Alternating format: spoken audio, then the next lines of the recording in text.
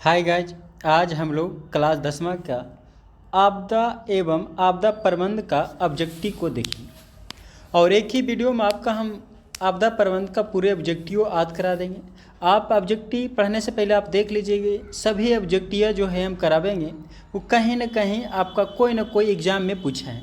और देख लीजिए साइड में कहीं दिया हुआ कितना में पूछल है। ये सब आपका वेरी वेरी इंपॉर्टेंट सवाल है और आशा है कि आपका बला में भी पूछेगा। चलिए बिना टाइम गवेले और आपको हम ऑब्जेक्टिव की ओर बढ़ते हैं। और पहला आपका ऑब्जेक्टिव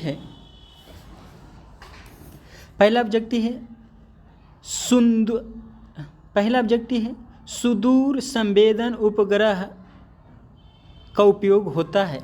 तो इसका उपयोग किस में होता है? तो आंसर आपका सी करेक्ट है, संसाधन के खोज में होता है। क्या बोलिएगा? संसाधन के खोज में। नेक्स्ट अगला सवाल है, मानव जनित आपदा है।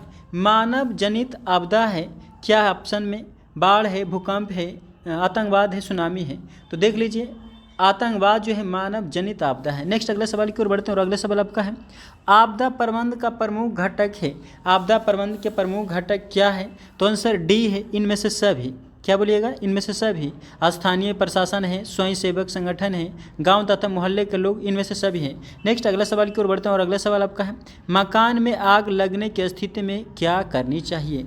तो मकान में आग लगने की स्थिति में क्या करना चाहिए? तो ये आपका आंसर करेक्ट है, ए अग्निशामक यंत्र को बुलाना चाहिए।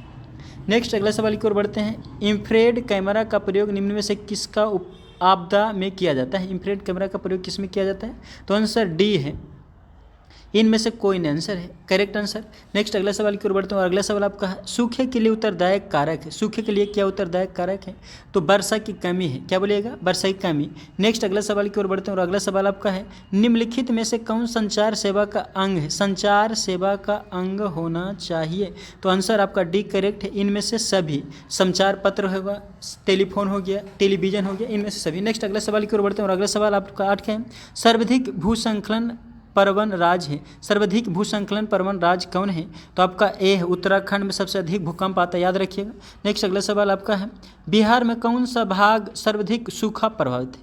सबसे ज़्यादा सूखा प्रभावित वाला क्षेत्र दक्षिण बिहार बोलिए। क्या बोलिएगा? दक्षिण बिहार में। नेक्स्ट अगला सवाल की ओर बढ़ते हैं और अगला सवाल आपका है, मलबे के नीचे दबे लोगों पता लगाने के लिए किस यंत्र का उपयोग किया जाता है?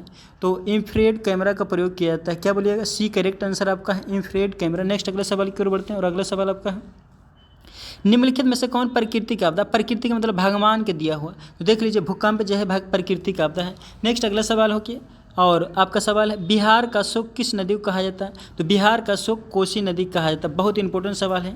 नेक्स्ट अगला सवाल की ओर बढ़ते हैं और अगला सवाल आपका है, सुखाड़ क्या है? तो सुखाड़ एक प्रकार के आपदा है। क्या बोलिएगा? आपदा है। सुखाड़ क्या बोलिएगा? एक प्रकार के आपदा है, ये आंसर करेक्ट है। नेक्स्ट अगला सवाल की ओर बढ़ते हैं और अगला सवाल आपका है, महासागर के तल के कंपन को परिणाम होता है। तो महासागर में जब कंपन आता है तो उसको सुनामी कहते हैं। क्या कहते हैं? सुनामी। सुनामी किसे कहते हैं? तो महासागर में कंपन होता है उसे सुनामी कहते हैं। नेक्स्ट अगला सवाल 15 की ओर बढ़ते हैं और 15 में है, पृथ्वी की सतह पर पहुंचने वाली भूकंप का तरंग है। पृथ्वी की सतह पर पहुंचने वाली भूकंप के तरंग क्या होता है?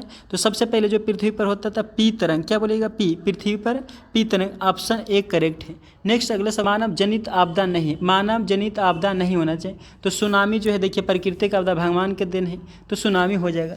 नेक्स्ट अगला सवाल की ओर बढ़ते हैं और अगला सवाल आपका है, बाढ़ के समय लोगों को निम्न में से किस स्थान पर जाना चाहिए? ऑप्शन ए, ऊंची भूमि वाले स्थान पर, गांव के बाहर में जहां है उसी स्थान पर, खेतों में। तो आंसर एक करेक्ट आपका है, ऊंची भूमि वाला स्थान पर। नेक्स्ट अगला सवाल 18 की ओर बढ़ते हैं। 18, सुनामी का प्रमुख कारण है। सुनामी का क्या प्रमुख कारण है? तो समुद्र में भूकंप आना, एक करेक्ट आंसर है। नेक्स्ट अगला सवाल की ओर बढ़ते हैं 19वां, सुनामी किस स्थान पर आता है? तो सुनामी जो है समुद्र में आता है, बी करेक्ट आंसर है। नेक्स्ट अगला सवाल की ओर बढ़ते हैं 20वां सवाल, संचार का सबसे लोकप्रिय साधन क्या है? तो अभी जो है मोबाइल फ़ोन होगा। अगला सवाल की ओर बढ़ते हैं 21वां सवाल है, निम्न में से कौन सी प्राकृतिक आपदा नहीं? प्राकृतिक आपदा नहीं होना चाहिए। तो देख लीजिए आतंकवाद जो है कृत्रिम, आदमी मता आतंकवाद तो कृत्रिक आपदा है। नेक्स्ट अगला सवाल की ओर बढ़ते हैं, भारत में अत्यंत विनाशकारी भूकंप आया था कब? तो आंसर ए करेक्ट है, 1934 में आया था। नेक्स्ट अगला सवाल की ओर बढ़ते हैं और अगला सवाल 23वां है, नदियों में बाढ़ आने का प्रमुख कारण क्या है? जल की अधिकतम होना, नदियों के तली में अवसाद की जमाना और वर्षा की अधिकतम होना, इनमें से कोई नहीं। बोलिए आप अगर आंसर जानते हैं तो कमेंट बॉक्स में ज़रूर बताइएगा। तो आंसर सी है, वर्षा के अधिकतम होना, अधिक वर्षा हुए कारण भूकंप आता है। नेक्स्ट कहना चाहिए। नेक्स्ट अगला सवाल 25 की ओर बढ़ते हैं। भूकंप संभावित क्षेत्र में भवनों का आकृति कैसी होनी चाहिए? तो भूकंप संबंधित क्षेत्र में भवनों की आकृति आयताकार होनी चाहिए। नेक्स्ट 26वां सवाल है, बाढ़ क्या है? तो बाढ़ एक प्राकृतिक आपदा है। क्या है? बाढ़ के, यानी कि ये ऑप्शन करेक्ट है। बाढ़ से सबसे अधिक हानि होती है फसलों की, पशुओं की, भवनों की, एयरपोर्ट सभी से। तो बाढ़ जब आता है तो याद रखिए सभी चीज़ को हानि होती है। नेक्स्ट अगला सवाल और आपका 28वां सवाल की ओर बढ़ते हैं। और 28वां, सूखा किस प्रकार की आपदा है? सूखा जो प्राकृतिक आपदा है, मानव जनित आपदा है, समान आपदा है, इनमें से कोई नहीं। तो सूखा क्या है? तो प्राकृतिक आपदा। क्या बोलिएगा? सूखा प्राकृतिक आपदा है। 29वां सवाल आपका है, इनमें से मानव जनित आपदा होना चाहिए। मानव जनित आपदा क्या है? तो इनमें से मानव जनित आपदा है। आप आंसर देख के बताइए, अगर जानते हैं तो कमेंट में ज़रूर बताइएगा।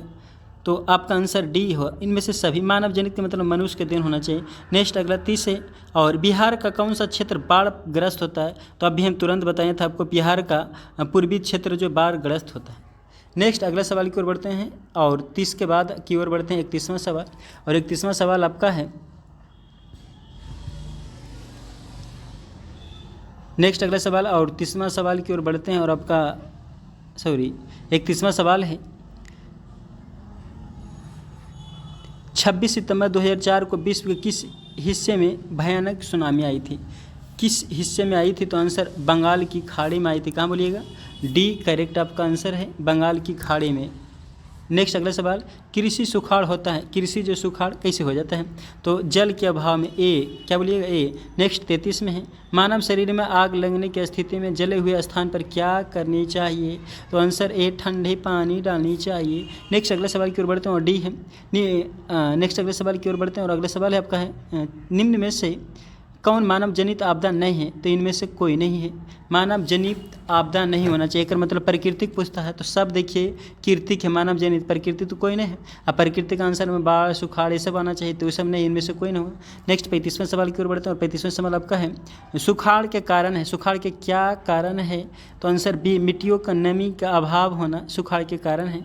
और नेक्स्ट अगला सवाल की ओर बढ़ते हैं, बाढ़ का प्रमुख कारण क्या है? तो बाढ़ के प्रमुख कारण डी, इनमें से सभी है। जल के अधिकतम होना, नदी तले में मलबों का निक्षेपण होना। नेक्स्ट अगला सवाल 37 की ओर बढ़ते हैं, सुनामी प्रभावित क्षेत्रों में मकानों का निर्माण कहाँ करने चाहिए? मकानों का निर्माण कहाँ करानी चाहिए? तो 37 के बीच सागर तट के दूर। क्या? सागर तट के दूर। नेक्स्ट 38वां सवाल, बहुत अच्छा सवाल, गुजरात के कच्छ प्रदेश किस भूकंपीय पेटी में आता है? तो गुजरात के जो है जोन 5 में आता है। क्या बोलिएगा? जोन 5, गुजरात वाला जोन 5। नेक्स्ट अगला सवाल 39वां सवाल, सर्वाधिक बाढ़ प्रभावित देश होता है? तो बांग्लादेश है, सबसे अधिक बाढ़ प्रभावित क्षेत्र है।